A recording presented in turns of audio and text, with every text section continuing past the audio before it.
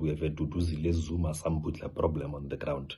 This girl aims to undermine the authority of the secretariat led by the Secretary General, Commander Floyd Shivambu, or one would simply say she single-handedly wants to undermine and is doing so. Jacob Zuma's Umkhonto weSizwe Party has dealt a significant blow to the African National Congress, winning a by-election in Richmond, KwaZulu-Natal, a municipality long considered an ANC stronghold.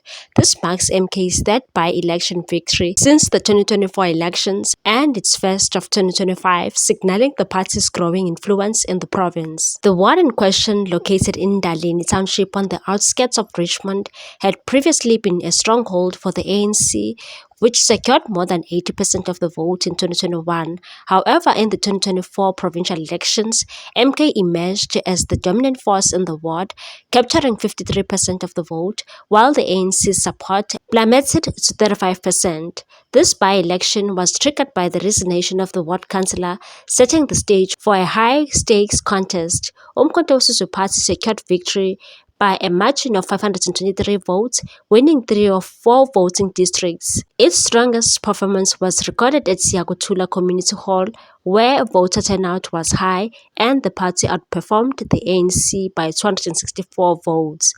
Richmond, historically a safe ANC municipality, has seen a dramatic political shift. In the 2024 elections, MK won 55% of the municipal vote, reducing the ANC's support from 79% in 2019 to just 33%. The Democratic Alliance secured 5%, while the Inkatha Freedom Party and Economic Freedom Fighters struggled, finishing with 3% and 2% respectively. This latest defeat means the ANC now holds 8 seats in the Richmond Council, down from 9. Despite struggling in some KwaZulu-Natal by-elections since the 2024 elections, Umkhonto weSizwe Party's victory in Richmond represents a critical turnaround for the party. It slightly improved on its 2024 performance in the ward, gaining an additional percentage point.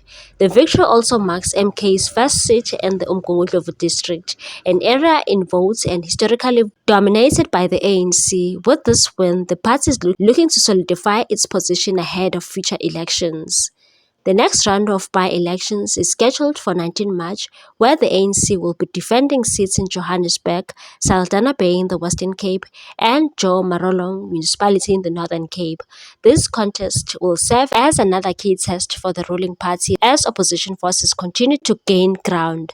The Umkhonto weSizwe Party's latest triumph underscores the shifting political dynamics in South Africa, particularly in KwaZulu-Natal, where Zuma's party continues to challenge the ANC's once unshakable dominance. Meanwhile, in a move that has sent ripples through the Umkhonto weSizwe Party, Duduzile Zuma Sambudla, the daughter of the former President Jacob Zuma and a current member of parliament, has openly defied party protocols, igniting internal tensions.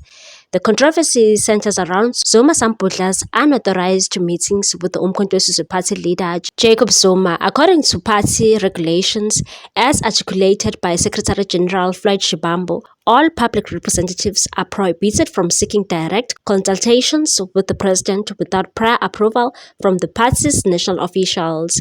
This rule, enshrined in the minimum standards, guidelines, and code of conduct for Umkhonto weSizwe Party public representatives, mandates that members must consult with officials, including the deputy president, secretary general, and others before engaging with the president. Despite these guidelines, Zuma Sambudla organized a meeting with her father, accompanied by the Northwest Councillor Thabo Molefe and Nkosiyana Ntshesi, without requisite approvals. She further publicized this meeting on her social media platforms, a move that has been met with dissatisfaction among the party members. Critics within the Umkhonto weSizwe Party accuse her of fostering unnecessary divisions and neglecting her parliamentary responsibilities. The situation escalated when Zuma Sambudla launched a scathing attack on Shivambu on social media, using explicit language and questioning his leadership. Other Umkhonto weSizwe Party members were disappointed and voiced their concerns on social media about Dudu's behavior after the party won the Richmond ward by 54%. After seeing pictures of Dudu with Thabo Molefe, who has made it clear that he does not like Floyd Shivambu and will not take orders from him, including Nkosiyanje Shezi, one Twitter said, "Dudu, you must stop bringing people who undermine our organization to Ubaba. Please, we are working hard to grow this organization. This man you are allowing to meet Ubaba is undermining our beloved Secretary General and us as members. He is our enemy." Another one said, "Ubaba must learn to say no in respect of MK Party SG," he appointed.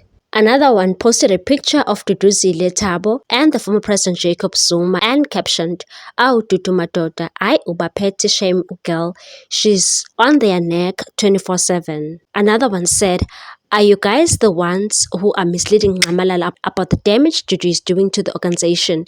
Kusho ukuthini ukuxolisa uma usaqhubeka nokumosha? Ingazincengeli kududuzile ngabantu. People are watching, people are not stupid." One also said, "Msholozi needs to fire Dudu though. He can't kokela us if Dudu is still encouraging division within the organization. I hate to admit that Khumalo was right about Dudu. She's a rotten potato, even though that Khumalo thing took the Palapala dollars." Another one said, "Dudu's constant attempts to undermine Floyd, the Secretary General, are a clear indication of her personal obsession. Every time there's a victory to celebrate, she will just find something to cause harm to our victory. Her actions are divisive and disruptive, yet she lacks the ability to mobilize support or build a constituency. We cannot remain silent as we have invested our lives in this organization and will not let her destructive behavior go unchecked. The parachuting of members must be reviewed." One also said, "Dudu is single-handedly destroying Umkhonto we Party. I don't care what Floyd did or doing, but the approach which they are handling this situation is destroying MK, especially outside KZN. She is doing dirty jobs for the devils who want to see MK collapses." And no one seems to be holding her. And the chairperson of the Disciplinary Committee of Appeals, our so-called legal gurus, Dr. Hlophe and Advocate Dali, no one seems to be holding her accountable, including the chairperson of the Disciplinary Committee and the chairperson of the Disciplinary Committee of Appeals, our so-called legal gurus, Dr. Hlophe and Advocate Dalimbov, by the way. Duduzile Zuma, we must remember, is a person who once insulted the Secretary General of the party. They said she must apologize and face a DC, or she must not apologize and automatically be recalled and expelled from the party. She apologized. We are waiting for a DC process. It's not happening.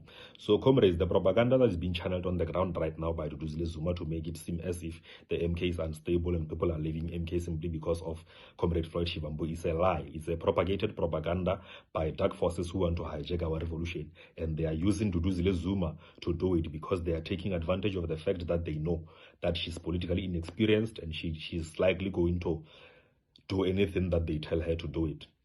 So, as forces of the future, comrades,